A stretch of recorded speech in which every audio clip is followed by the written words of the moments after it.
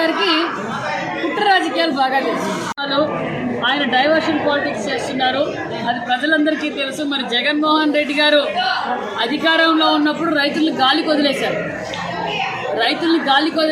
ఇంకా అది కాక మరి మోటార్లకు మీటర్లు జగన్ భూచట్టము, అంతేకాకుండా ఎన్నిసార్లు కరెంటు బిల్లు పెంచారు, ఎంత నాణ్యతమైన విత్తనాలు ఇచ్చారు, ఏది కొనుగోలు చేశారన్న విషయం తెలుసు. పనిముట్లు లేక, డ్రిప్ లేక, ఇదే విధంగా స్ప్రింక్లర్లు లేక, నాణ్యతమైన మందులు లేక 5 సంవత్సరాలు జగన్మోహన్ రెడ్డి గారికి కనిపించలేదు.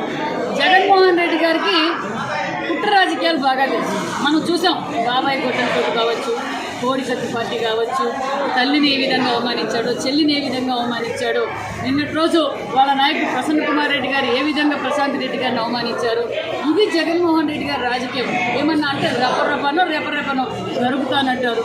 నిన్న రోజు ఆల్రెడీ చంద్రబాబు నాయుడు గారు అధికారంలోకి వచ్చినాక రైతులకు పెద్దపీట వేశాం, రైతులకు ధాన్యాన్ని కొనుగోలు చేసాం, వాళ్ళ అకౌంట్లో డబ్బులు వేసాం. అది 9 రూపాయలు ఉన్నది 4 రూపాయలు వాళ్ళ అకౌంట్లోకి కూడా వేసాం. నిన్నటి రోజు ఈరోజు 260 కోట్లు రిలీజ్ చేసాం.